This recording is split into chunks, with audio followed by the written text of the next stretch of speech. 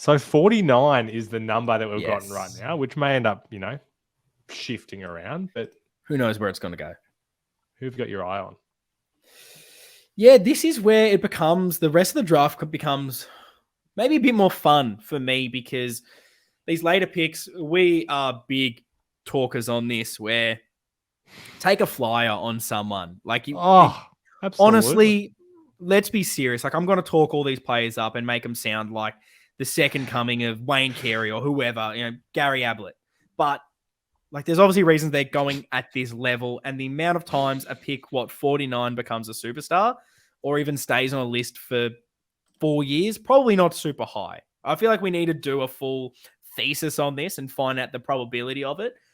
But there's still a chance that some of these guys can become some really solid role players for it, and maybe even better. So let's go through a couple and try to find a bit of value at this pick. So the first guy I want to talk about, let me find his little card here. It is James Van Ez. Great name. He's 197 centimeters. He's a key defender from the GWV Rebels. He's really athletic, super, super athletic. Another one of these intercept defenders. So if we haven't nailed this position and we still want a key defender, I feel like as a late pick, he is someone that has attributes that can be upside. And he came. These are the things to get excited about for a guy that could be pick 49 in the combine. First in the vertical jump, first in the running vertical jump, fourth in the 20-meter sprint. So he's another one of these guys that, like, raw traits, you're looking and going, there's something here if you can get it all together. And he's someone that uses strength quite a bit as a weapon, really, to nullify his opponents. He doesn't tend to lose a lot of one-on-ones. He can get a little bit beaten on the ground, which is a bit of his issue. And look, his distribution isn't like the best user of the ball. Maybe like Lewis Young-esque in, like, he's not perfect, but he's fine. It's not. That's why he's not going in the first round draft. In the draft, he's not that beautiful user, but he's okay. And like, he does maybe need to create a bit more separation at times from his opponent to be able to get more opportunities to intercept. Because he's got those attributes, but if it sometimes you don't see it translate. Like, I was surprised that he was fourth in the 20-meter sprint. I didn't necessarily look at him and go, man, this guy's explosive. But when he's in the air, like one-on-one and whatnot, like, he looks good. He reads it really well, uses his body smartly. And the tough part of him is there's so many good key defenders and intercept defenders in this draft that, like, he's just going to fall down, and he's maybe not better than all of them. But like, if we want to as I said, if we want to bolster our defensive stocks and we don't want to use that early pick, it's not a bad option, honestly, late. I think he's got enough there that, as I said, there's some upside to him. He's not just, he'll be fine at what he is now. You're hoping that there's room to improve. Took the words right out of my mouth, mate. That's exactly what I'm excited for with these picks. We want to see where that rogue upside could be. So that's a good one. Yeah. Next one is a little bit of a different player, and I haven't seen a lot of people talk about him, but he's one of those weird players that, for whatever reason, I've liked when I've watched him play, and he's around this range, so I'm going to talk about him. It's Nick Sadler. He is 180 centimeters. He's a midfielder from Sturt in South Australia. Let me get my notes up on him because I'm all over the place. But look, as I said, he's a player that has stood out for me this year. He's super clean, honestly, with his hands, and uses the ball really, really well in open play. He has a bit of speed, and at times sort of explodes through. I know there was one passage in his game against, I think it was Vic Metro, down at GMHBA Stadium, where there was just balls out there on the wing, and all of a sudden he just sprints through, collects it, runs through them all, uses it well, hits a target, creates a shot on goal. And for me, when I'm watching those games, like, I'm looking for the moments of, show me that you're above the others around you. Like, you can get all these possessions, but show me something that others can't do. And for me, that speed and, like, ball use, that's what he is. He's so good at that. And, like, his downfall is just his size at 180 centimeters, and he isn't that super inside contested player, which again maybe is something that doesn't translate well to AFL, and he may struggle to be that midfielder, which is why I think he could maybe be a bit more of a half forward and use that skill set to be that guy that sets it up and maybe pinch hit rather than just be that midfielder. Because at times, like, he has impacted the scoreboard, which is kind of why I like him as that half forward. Because like when you've looked at maybe not positional needs, but things that we need, it's like speed and ball use. And he sort of ticks those boxes, which is why I like him. I really like that. And I mean, for me, you may have a different view on this. I'm not expecting a guy that we take into this spot to have the impact next year, at least. So, with that picking for position piece as well, you never know who's going to, what's going to change a year or two from now. So I think that's a good one. Awesome. So next one is... It's got a great name, this one. It is Jason Gilby. He's 191 centimeters, bit of a big boy. He plays sort of rebound, intercept, defender, but also wing. He's sort of this weird utility, can kind of play anywhere from the Bendigo Pioneers. Again, that kind of range is around that sort of 40 plus. He sort of fluctuated a little bit.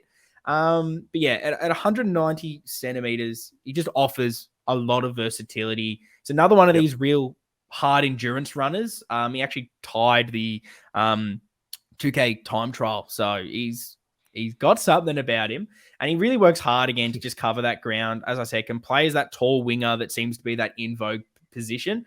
He's got that long penetrating kick, which is quite exciting as well. Really breaks the play open. Although, look, to be honest, and again, it's why he's rated down. It's not always as efficient. Sometimes he does just boot it out there, but like as that sort of rebound defender that can kind of intercept as well at his height. Like, you never know if he's going to sort of keep growing. Who knows? But yeah, he's an interesting one because he's got that hard running that I think we're kind of looking for, and can play that multitude of positions, which is exciting. And like, again, he's not that inside player that's super strong and contested. He's that outside player. But yeah, the versatility is what kind of excites me at one of these later picks. Great. I got nothing to add to Jace. Great name. Happy lock. Perfect. And now this is someone I'm very interested to talk about for a couple things that you'll hear when I mention them. His name is Luke Teal, 189 centimeters. He is a general defender, and I know what you're thinking. We don't need more defenders. What are you talking about? I don't need a small-ish, not 100% tall defender. What are you doing?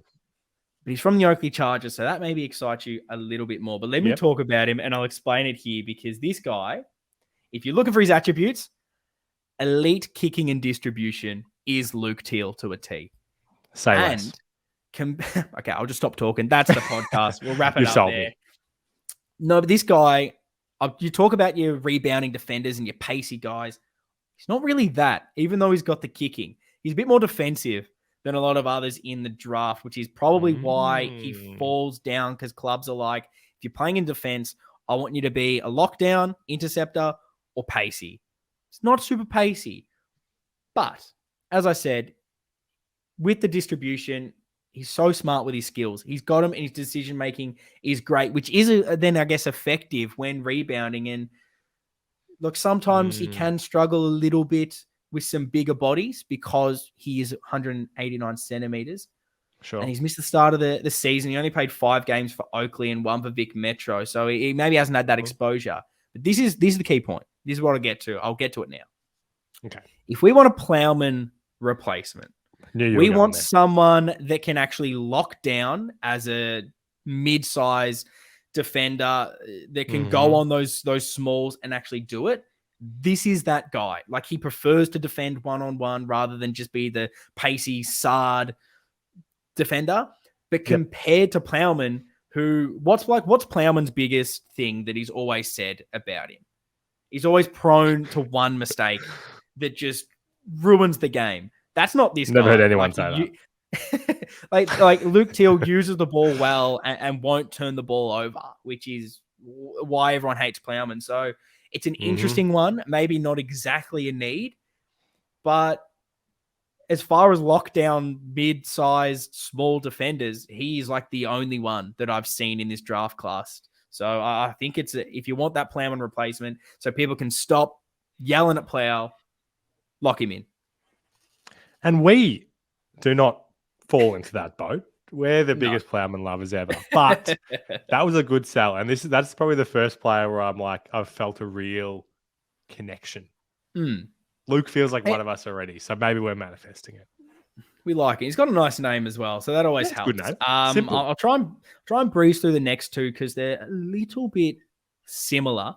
Cool. So we will go this man here, Jaden Mega, I believe is how you pronounce that one. 185 centimeters, mid forward from South Adelaide. So another one in this vein, which is why I've selected him and the next guy. This is a goal kicking forward who can pinch hit in the midfield. He's solid overhead with his leap and always seems to know where the goals are. He doesn't necessarily accumulate in the midfield, which is why he'd be going so late.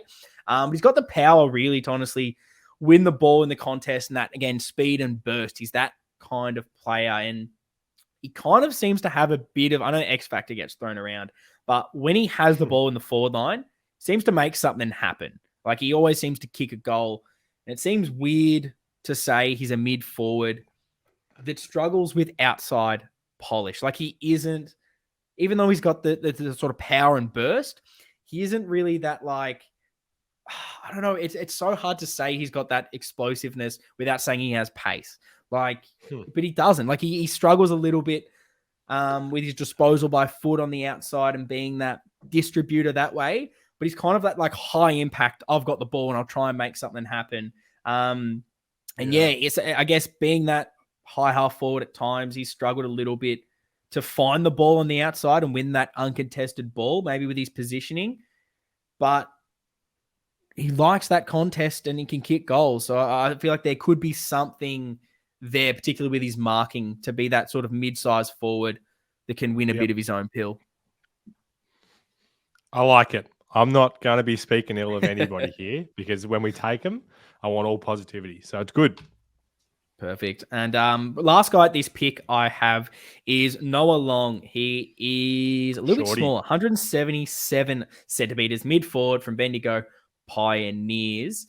And as I said, he's another player like a few on this list that lack a bit in size, but it's weird. He still sees his best attributes as that inside midfielder, similar to Jaden, where outside maybe not always there, but for his size, he just loves to go in and win that contested ball. And for that reason, he might not make it in AFL because he's a bit smaller as that midfielder.